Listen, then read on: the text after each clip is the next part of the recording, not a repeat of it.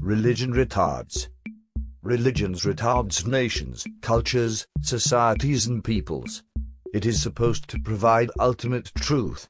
Ultimate truth doesn't evolve, so cultures that adhere to supposed ultimate truth cannot evolve themselves, so they stagnate, holding on to primitive ideas of what constitutes faith, fear, morality, justice, fairness, and even love.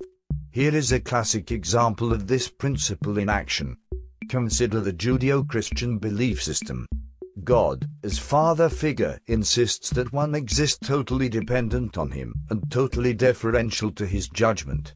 Good is defined as what this God wants, and bad or wickedness is defined as what it does not want. If you presume to outgrow this father and choose to be self-responsible and self-sustaining, if you wish to be treated like an adult, then this so-called father figure threatens to torture you, Allah, Adam and Eve, in the Garden of Eden. This God-father figure threatened to retard Adam and Eve's progress and their evolution as human beings. Morality requires moral choice, and moral choice requires knowledge of good and evil. Adam and Eve became capable of morality via their own actions and choices, and they became not only able to judge the moral status of their own actions, but the moral status of the actions of this so-called father as well. Their eyes were opened. Adam and Eve no longer needed to defer to this Godfather in order to know right from wrong, good from evil, and it was this the Godfather called the fall of all mankind. It was this day that mankind decided to grow up, and which this Godfather calls evil. Conservatism suffers from a fatal flaw in my opinion.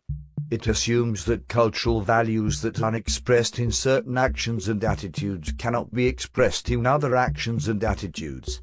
And since conservatives wish to preserve these values, they also wish to preserve these actions and attitudes indefinitely.